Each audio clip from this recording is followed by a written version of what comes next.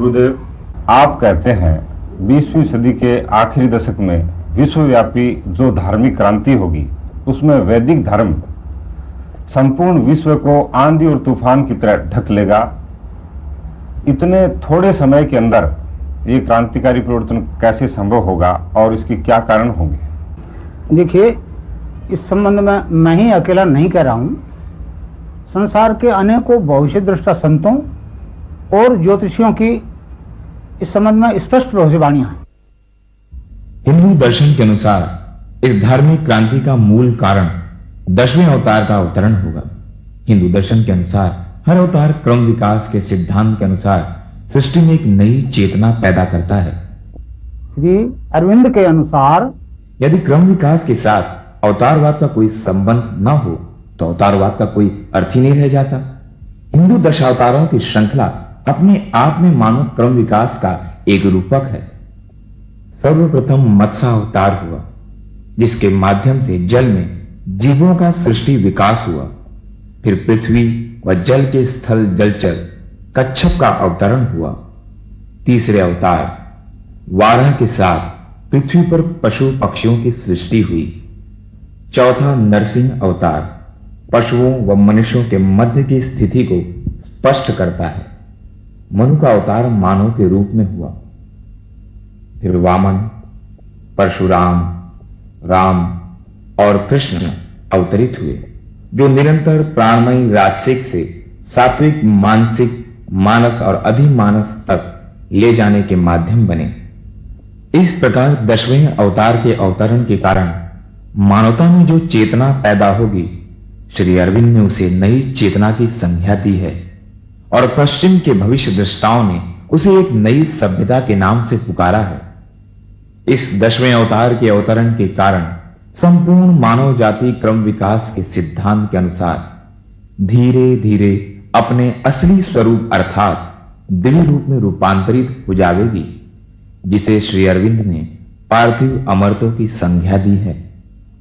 श्री अरविंद की आराधना का उद्देश्य उस परम सत्ता को पृथ्वी पर मानव रूप में अवतरित करना था और श्री अरविंद ने अपने जीवन काल में ही पूर्ण सफलता प्राप्त कर ली। श्री अरविंद के ही शब्दों में, मैंने मानवता के लिए परात्पर से उतना बड़ा वरदान प्राप्त किया है जितना ये पृथ्वी मांग सकती थी। भगवान श्री कृष्ण ने श्री अरविंद को वरदान दिया। शीघ्र ही चेतना के उधोलोक से एक भागवत शक्ति का अवतरण होगा, जो पृथ्वी पर स्थापित मृत्यु और असत्य के राज्य को समाप्त कर यहां भी भगवान के राज्य की स्थापना करेगी।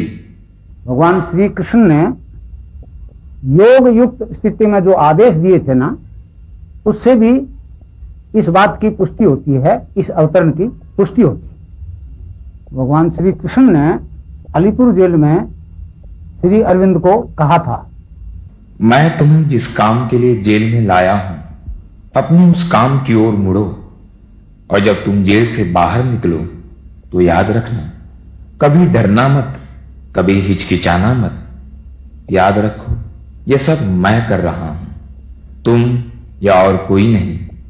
अतः चाहे जितने बादल घिरे, चाहे जितने खतरे और दुख कष्ट आवें, कठिनाइयां हों, चाहे जितनी असंभवताएं आएं, कुछ भी असंभव नहीं है, कुछ भी कठिन नहीं है।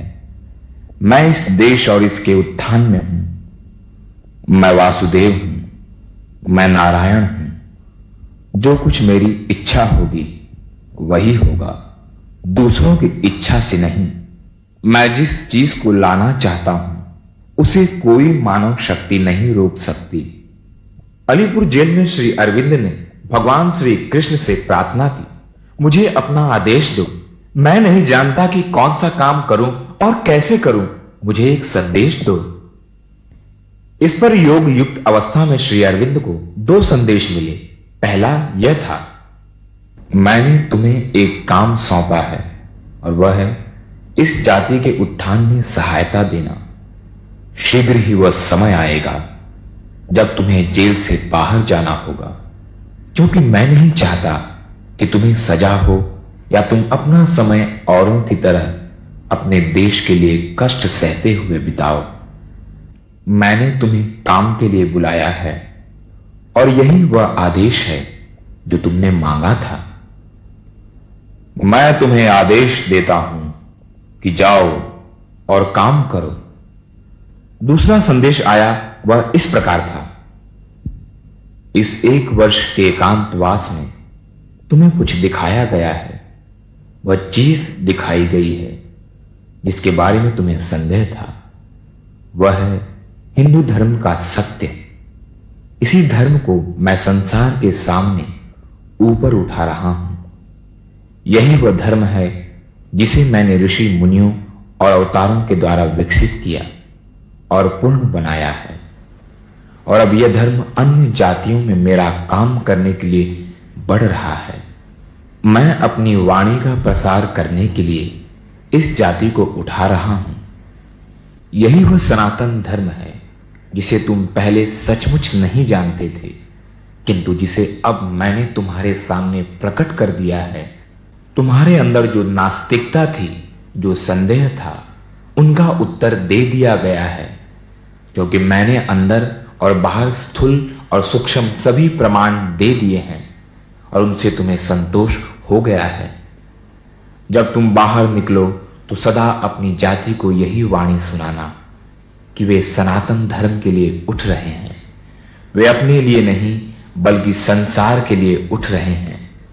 मैं उन्हें संसार की सेवा के लिए स्वतंत्रता दे रहा हूं।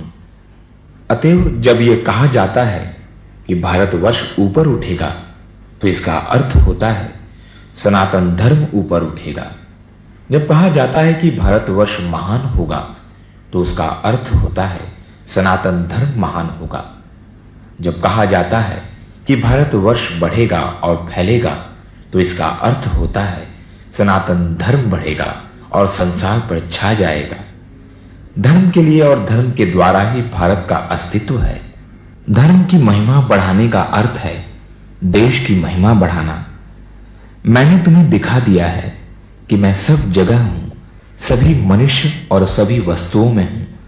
मैं इस आंदोलन में हूं और केवल उन्हीं के अंदर कार्य नहीं कर रहा जो देश के लिए मेहनत कर रहे हैं, बल्कि उनके अंदर भी जो उनका विरोध करते और मार्ग में रोड़े अटकाते हैं।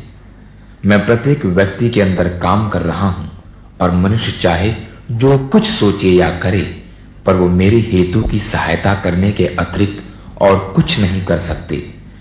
वे भी मेरा ही काम कर रहे हैं। वे मेरे शत्रु नहीं बल्कि मेरे यंत्र हैं।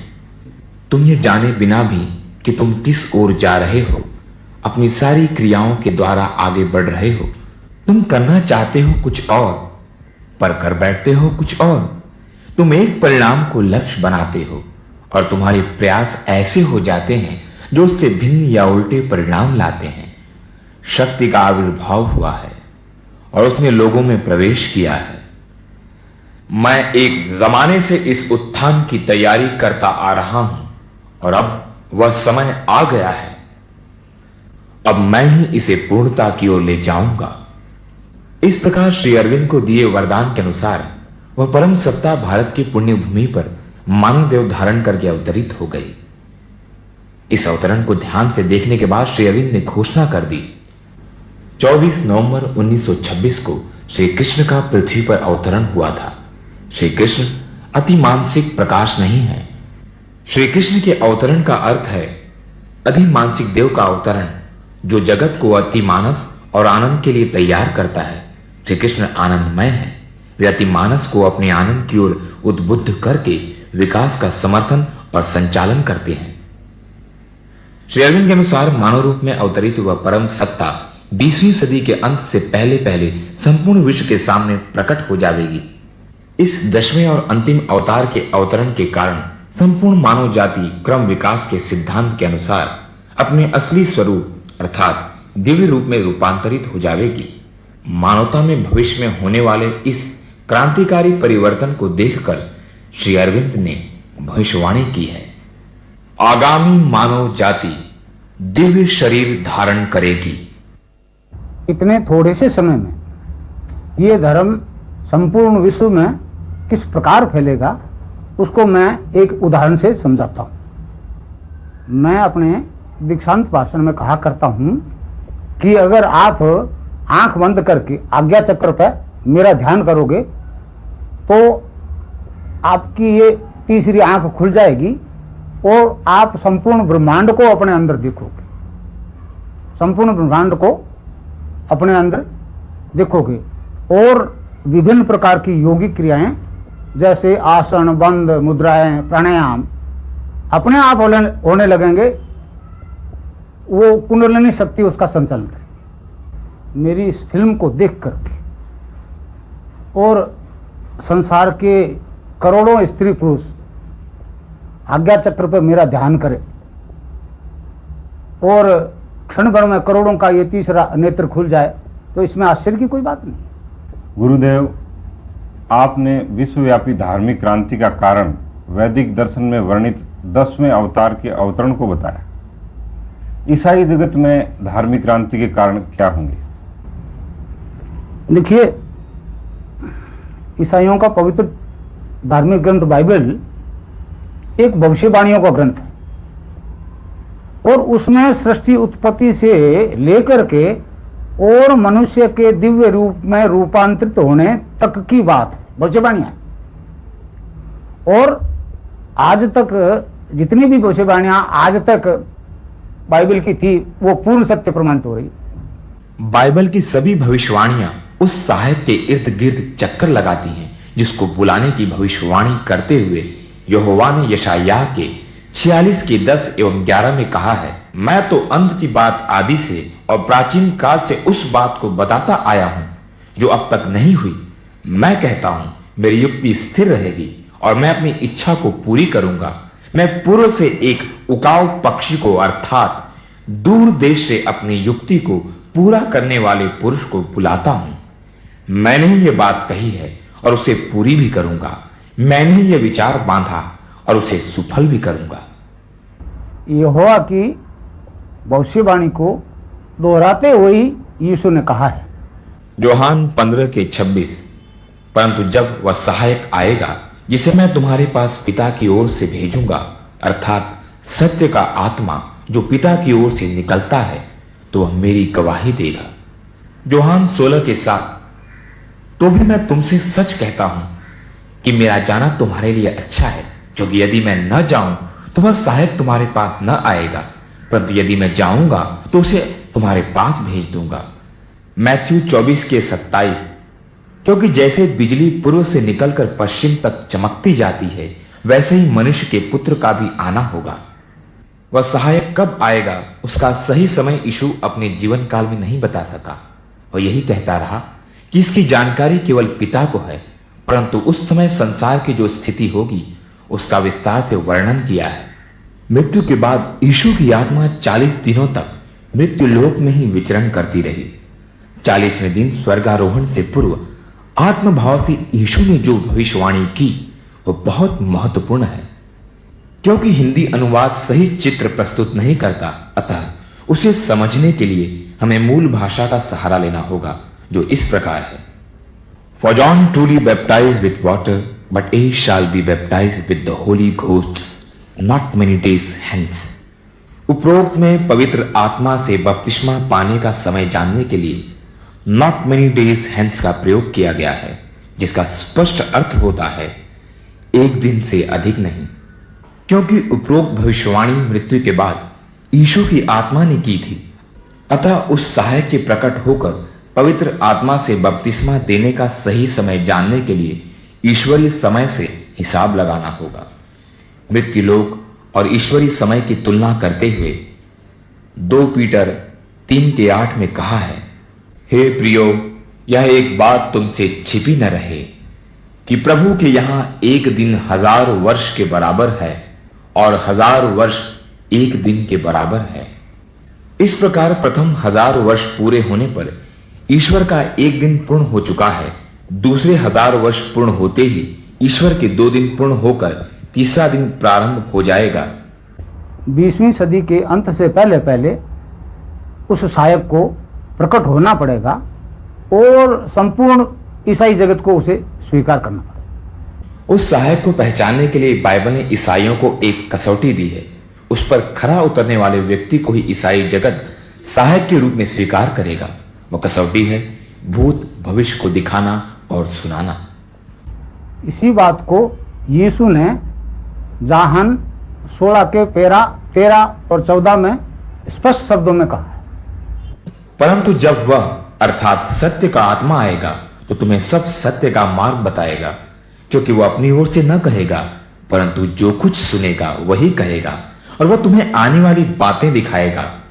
वह मेरी महिमा करेगा, क्योंकि वह मेरी बातों में से लेकर तुम्हें दिखाएगा। अंत में यहोवा ने भी इसी कसौटी को आधार मानकर अपना मुकदमा लड़ने का आदेश दिया है। यशायाह 41 के 21 से 23 में यहोवा ने कहा है, यहोवा कहता है अपना मुकदमा लड़ो। याकूब का राजा कहता है अपने प्रमाण दो, वे उन्हें देकर हमें दिखाएं कि भविष्य में क्या होगा। पूर्व काल की घटनाएं दिखाओ कि आदि में क्या क्या हुआ, जिससे हम उन्हें सोचकर जान सकें कि भविष्य में उनका क्या फल होगा। वहां होने वाली घटनाएं हमें सुना दो, भविष्य में जो कुछ घटेगा वो दिखाओ, तब हम मानेंगे कि तुम ईश्वर हो। भला या बुरा कुछ तो करो कि हम देखकर चकित हो जावें। आपके कथनानुसार वेदांतियों के 10वें अवतार और ईसाइयों के सत्य के आत्मा के अवतरण का समय 20वीं सदी का आखिरी दशक ही पड़ता है। क्या दोनों दर्शन एक ही व्यक्ति की तरफ इशारा करते हैं? देखिए, इस बात का फैसला तो वेदांतियों और ईसाइयों को ही करना पड़ेगा और वही मान्य होगा। परंतु यशायाह 43 के 8 और 9 में जो कुछ वर्णन है उससे तो एक ही झलक मिलती है कि वह व्यक्ति एक ही होगा। यशायाह 43 के 8 एवं 9, आंख रखते हुए अंधों को और कान रखते हुए बहिरों को निकाल ले आओ, जाति जाति के लोगों को इकट्ठा किया जाए और राज्य राज्य के लोग एकत्रित हों। उनमें से कौन यह बात बता सकता है? वह बीती हुई बातें हमें दिखा सकता है। वे अपने साक्षी ले आएं, जिससे वे सच्चे ठहरें। वे सुन लें और कहें, यह सत्य है।